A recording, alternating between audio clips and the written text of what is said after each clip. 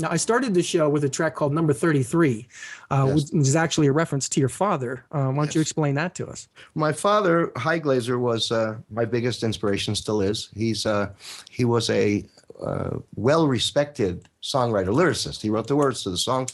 He has songs, what I think these days we call them jazz singers, but Joe Williams, Sarah Vaughan, Nat King Cole, Frank Sinatra, and tons of other things. He never attained the success that he wanted. He had a day job, but within the music circle, everybody from Sammy Kahn to the Hammersteins, they knew and adored my father.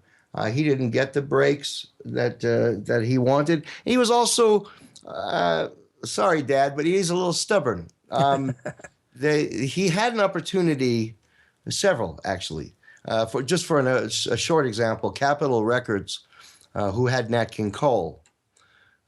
When we used to have 45s, there would be an A side and a B side.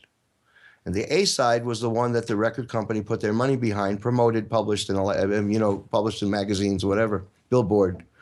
And my father was well known enough that Capitol Records, the A&R guy, which stands for Artist and Repertoire, called our house and said, "Hi," that was his name, H-Y, "Hi, I would love to make your song the A side." This was Nat King Cole, a song called "A Rag of Bone and a Hank of Hair." And you need to send us $10,000. $10,000 in the 70s is like, $70,000 now. My father, I promised you before the interview that I'd be careful with the profanity. My father told him to fuck himself. Go fuck yourself. Pay to play. And there was a lot of this payola back then. And, it's weird, Dan, because I'm not quite as proud as he is. I probably would have paid the money. And I'm being honest that we also got a call from Sesame Street, who our songs, in fact, I have some of those songs on there. Sesame Street offered my father $250,000 to buy his children's record company. He would still be a copyright, a royalty owner. And we weren't selling that much, maybe 1,000 records a month, something. And he told Sesame Street and Henson, what's his name? Jim Henson. Jim Henson, who called. He said, "Look, if you guys think it's worth $250,000, then I'm not giving it to you. I'll make $1 million with this." Well, of course he didn't. He died a couple of years later. Yeah. And that kind of attitude and arrogance, I don't have. I have a different take on the music business. I believe that you have to give to get. Yeah. So, I mean, up to a point. I don't give my music away, but good grief, that list of artists you mentioned: Frank Sinatra, Sarah Vaughan, Nat King Cole. I mean, that's the top of the top, baby. And it is, and he was very proud of that, man. But we need to explain the significance of the number 33. Okay, so number 33 was, as I mentioned, my father had a day job, and he was on the East Coast, unlike where I live in Utah.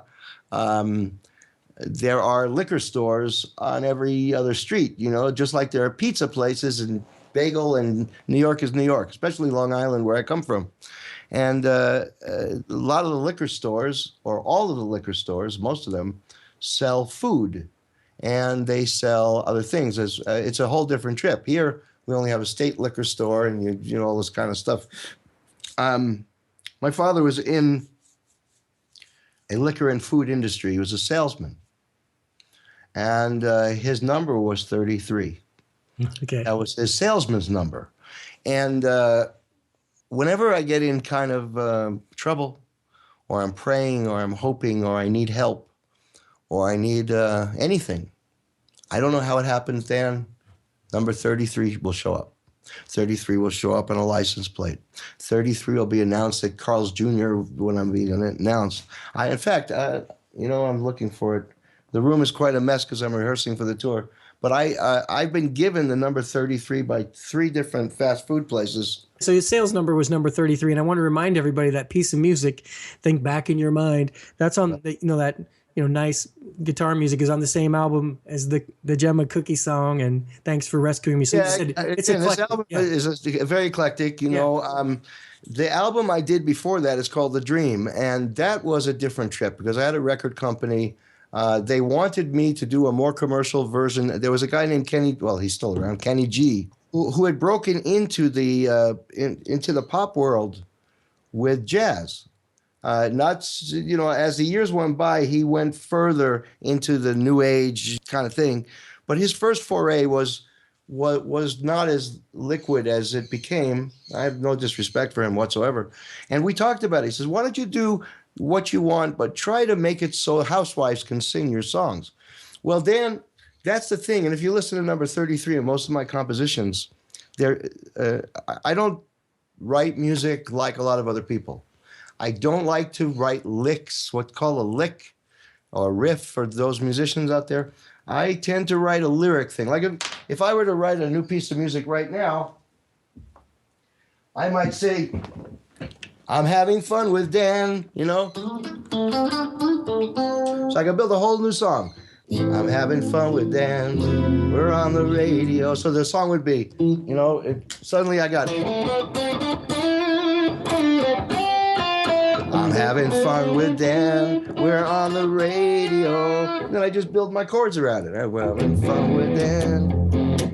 And almost everything I write is that way. And that's one of the things, reaching back to the Berklee thing, I don't look at guitar at all like other guitar players. I know one lick, what they call a lick, and that is this lick. It's like Chuck Berry, Jimi Hendrix. As a studio musician, I had to know some. Yeah. I don't know any other. I mean, I might play something that someone did, but I have never sat down with a record or YouTube and copied another guitar player. That pentatonic Chuck Berry blues style, any guitar player who's been playing, you don't have to be 12 months in. Everybody goes through that. Oh, yeah. I mean, I learned like everybody, music's smart guy, but I mean, I know stuff like, but the melodic sense that I have, and it's presented some issues because, I went to Berklee and in the room next to me was a guy named Al Di Meola. You surely know Al. Oh, yeah, of course, yeah. And I would be practicing melodies and things, I'd be in my room or practicing thoughts. This kind of other route that I took as a musician. And I'd be playing, just something, right? And next door to me, I'm hearing, and I was jealous as hell because, I'm 19. This guy's way fast, and he's already doing his Mutola thing. He's already doing. Yeah. And I kept hearing this. I was like, well, first I thought Al was playing a banjo. Right. Because I'd never heard a guitar like that, right? That playing sounds like a swarm of insects to me. The super fast playing at it, I can't grab. It'd be like if somebody was talking really fast. I mean, there's too much communicated too fast. I'm not on the level of you and Al Di Meola at all, but my playing has totally evolved into just making the instrument sing. And like you say, something you can sing back, something you can follow. It's easier to play. It's more fun to play, and the audience gets more out of it. The need for speed to show off your physical ability. Some guys hit that and they never go past it. Some guys can't reach it, et cetera, et cetera. The thing is to use it. I mean, there was I am shedding right now for the Anderson Paani Band tour, and I have been indeed for the last week practicing my Paganini and all kinds of things that take technique. Jean-Luc's music is extremely challenging. We're not even doing the crux of the fusion, but I need the technique. And I like to play fast because it's the macho thing. I don't want guitar players thinking I'm some old guy. We use the word, I've matured. And, I don't want to be so mature. I still want somebody to go, wow. But there's certainly a whole new world if you watch YouTube of people who are, particularly on guitar, who are just about playing as fast as they can. And it doesn't touch me. And I don't believe it's because I'm an old fart now. It's just, I'll tell you something about the Scottsdale gig. Because you mentioned everybody being sick and everything. I mean, towards the end of the night, it was the last night of that run of the tour. John Anderson was even saying towards the end, he apologized for losing his voice. He encouraged the audience to sing along, to help him out. But this is going to sound terrible, but bear with me. These guys were talking about you in the men's room. Uh-oh. And what I mean is during the intermission where you guys were taking a break, we were in there, and two guys, they were talking about the various players, and one guy goes, man, guitar player is amazing. I guess he didn't know who you were, didn't know you had the history and stuff. And, out of everybody, you were the one that they keyed on as being the most impressed by. So thought you should know that. You're a hit in the men's room at whatever. Men's room is where I'll do my next concert then. That's really great to hear. I mean, look, I'm not egoless. I need a lot of attention and validation. I think a lot of musicians do. And part of why I do this, I'm sure, is that, and I like to hear that.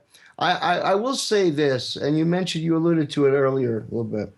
This particular Anderson Pawnee Band thing could be even more amazing than it is, but it's amazing in that it's a perfect time. The prog people, the people who really know prog, are proud to say they appreciate APB, and they're proud to say they saw Jean-Luc Ponty. They'd heard of him, but they didn't have a record. They never went in because he was a jazz fusion guy. And now the jazz fusion people are like, well, I heard of Yes. Didn't they do that song Roundabout? Mm-hmm. Yeah. And then they see John doing all this other stuff, and they're feeling cool. Right. Yeah. Because they can say, I was a prog guy, but I'm into jazz fusion now. And we're seeing this in articles and interviews and letters and my Facebook mail. I've got letters like dozens where they ask me what albums I did with Jean-Luc because they don't have any of the records. They want to go buy them. You're a good fit because he's an innovator. You're kind of an innovator too because, I can see why you played with Chick Corea and some of these other people because you play a style that has like a rock attitude, but it isn't pentatonic, as you said. You have your own voice. And it does fit in well with what he does. And now it fits in well with John Anderson and the Yes material, too. I got to tell you, Dan, you being a musician as well, there's one thing that's been bugging me for most of my career.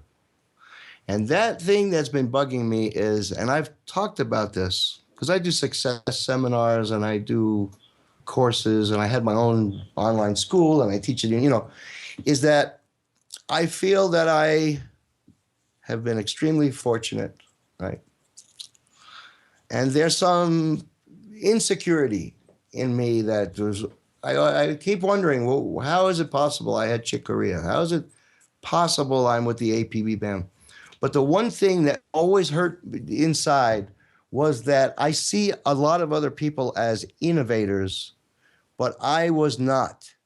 So when I took over for Alan Holdsworth, instead of being really, really strong and saying, this is my time, I was jealous. Because I wasn't in his league. And it took Jean-Luc to take me aside at one point.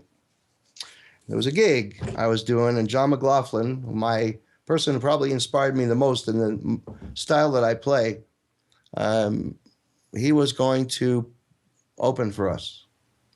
And Larry Coryell, another great guitarist, and Al Di Meola, they're all playing before we go on. We were the headliner.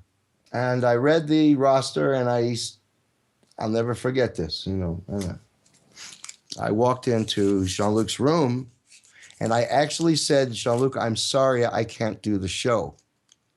And he said, what do you mean you can't do the show? Well, are you sick? And I said, no, I can't do the show.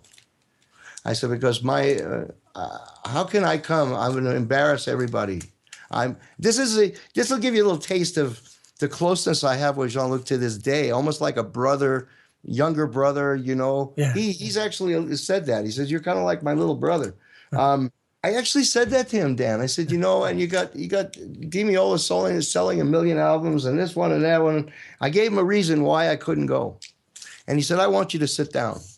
And he's not a powerful man that way where he'd give you orders. So I sat down. He said, who's the guitarist in my band? And I said, well, I am. He said, that's right. He said, do you know that I could have had Larry Coryell? says, we're selling more records than all of these groups put together. Any one of these people would be glad to play in the group. You are my guitar player because I want you. I want your sound. I want your views on music. I want your vision. And I was sitting there like crying because this is the first of all, I idolized Jean-Luc, probably still do to a point. Yeah. So for this greatness, this wasn't my father, Dan, this wasn't unconditional love from your parents or from Bill Levitt at Berkeley. This was Jean-Luc Ponty, the legend, telling me like this. Changed my life. But I've never quite felt like I could be connected to that word innovator. And in the last year of interviews since APB, you're the third person to use that. And when you said that, my whole being was shaking because it's something that I never felt. And just to have Dan Miles say that this will be a very important moment for me in our friendship. And I more appreciated than you'll ever know. More appreciated than you'll ever know, man. Well, I truly feel that way. And you don't end up in Jean-Luc Ponty's band by accident, and you don't end up at Berkeley by accident. But hey, man, who would not be intimidated by having to follow Alan Holdsworth? Nobody's in that guy's league. Who would want to do a gig where your opening act is, Jimi Hendrix or something? You're not the first person in that situation. But since we're talking about your playing and, just to alleviate any insecurities you may have, I mean, you mentioned this album, The Dream. I was going to play something from it anyways. You did a combination of vocal tunes, instrumentals, a really cool acoustic take on the classic Cream song, Sunshine of Your Love. But, there are a lot of nice moments. But the one I was going to play, which I think will pretty much make a statement about your guitar playing, is a tune called Bora Bora. Great. Cool.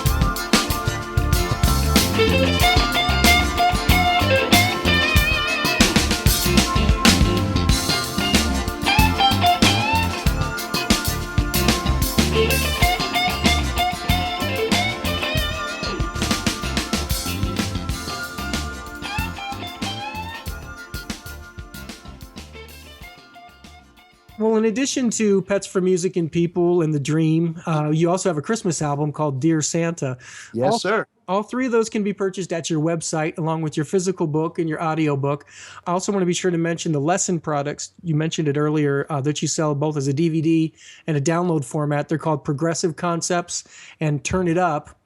They both look very lengthy and comprehensive, and I'm sure they're a great value for $15. I mean, what's the quick thumbnail about what people get with those? Okay, so I again trying to make a change for people trying to enhance their experience. I am a lucky man. I don't need to make product to make a living particularly, so I decided the best thing I can do is to make products that would change their lives at a price that almost anyone could afford. And this started very quickly. I was in South America in a little village. We were playing in South America for weeks. And we passed through this little village. I was actually looking for chinchillas, which I learned later were 2 hours into the caves, so I couldn't get to them. Wild chinchillas.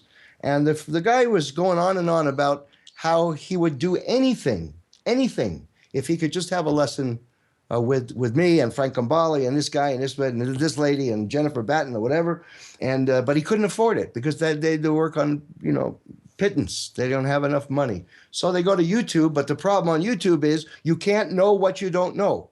So how do you really learn, right? So I sat down. I said, "What is it that I do? Well, how do I make a living?"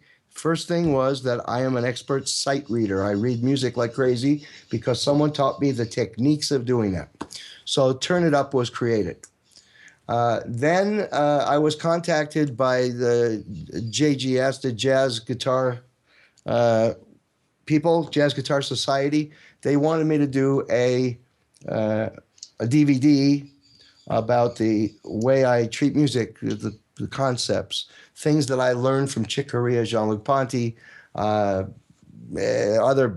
people, other guitar players, and how I adopted them and created my own world. And that's called Progressive Concepts. There's a third one that's doing really well. It's called Beam Me Up. And that one is, it's guaranteed to teach you how to read music on guitar in 14 days. That one was a tough one to do because I made a promise and a guarantee. And as long as people follow what I did, I tested it before I released it. And 3 people were able to read on all 6 strings, first 3 frets with reading the music and the time and the note values in 14 days. So once the 3 of them achieved their degree in 14 days, I released the book. Right now, none of them are actually in DVD. Everything's in download. And Hear the Silence is available on Amazon. There's also an ebook version, which is on Kindle as well as BookBaby. What other stuff? The albums you can get on jamieglaser.com. CD Baby.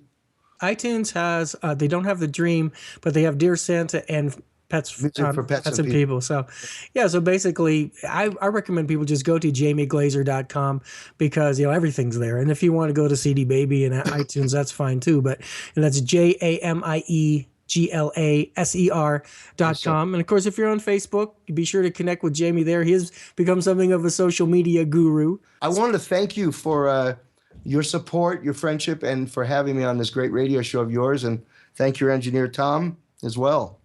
Well, it's been a real pleasure speaking with you, and good luck on the tour. 3 or 4 days, you're going to be out on the road for about a month, and obviously, whenever you have another book or an album or a clothing line or pet food, anything else you want to promote, you're welcome back anytime. And as Jamie said, we want to thank Tom Bowers for engineering and editing the interview. Thank you, everybody out there. Thank you, everybody. Take care. We'll see you soon.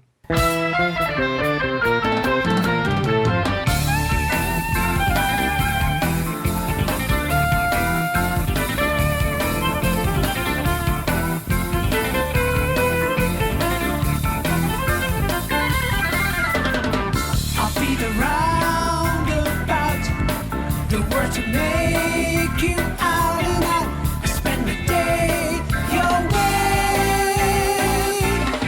Cold and morning, driving through the sun and in and out the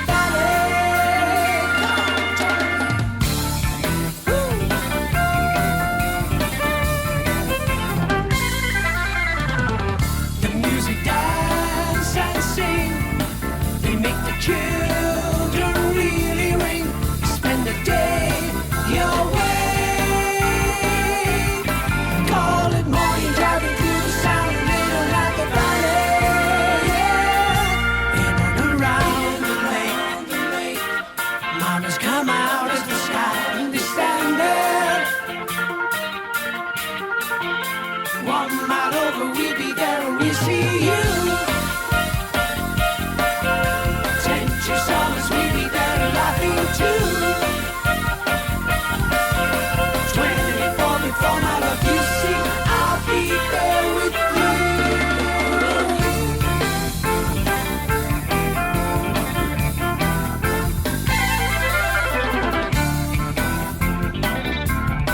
Come on. I will remember you. Your silhouette will charge the view of distant atmosphere. Call it morning, driving through the sun, in and out the valley, yeah. In and around the lake, mountains come out of the sky and you stand there. 1 mile over, we'll be there and we'll see you. 10 true summers, we'll be there and laughing too. 24 before my love, you see, I'll be there with you.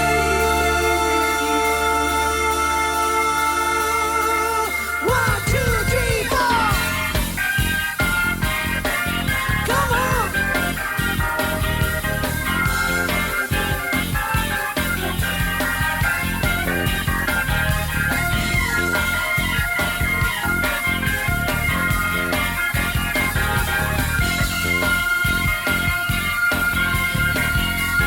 Jiggy, jiggy, jiggy, jiggy.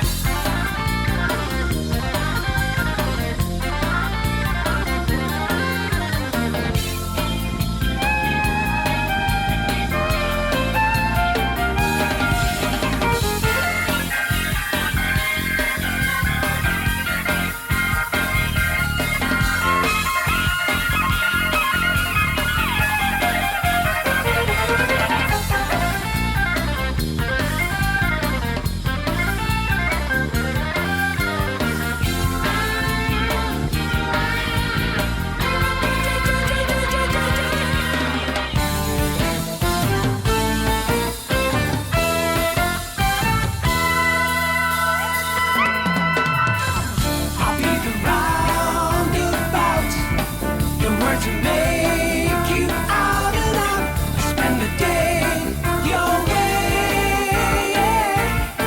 Call it morning, driving through the sun, even in the valley. In and around the lake, mountains come out of the sky and you stand there. 1 mile over, we'll be there and we'll see you. Yeah, yeah. 10 true summers, we'll be there and laughing too. 24 before my love, you see, I'll be there with you. Da-da-do-da-da-da, da-da-do-da-da-da, da-da-do-da-da-da, da-da-do-da-da-da,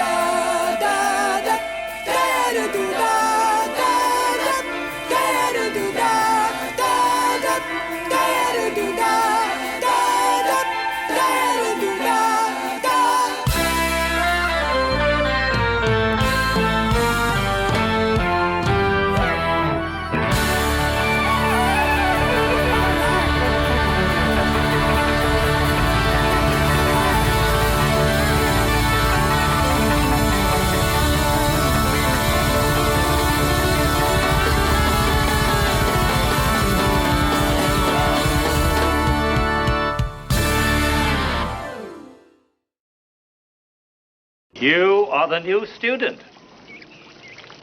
Come closer. You cannot see. You think I cannot see. Of all things, to live in darkness must be the worst. Fear is the only darkness. Take your broom and strike me with it. Do as I tell you. Strike.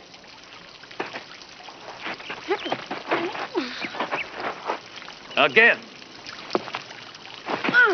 Here, catch.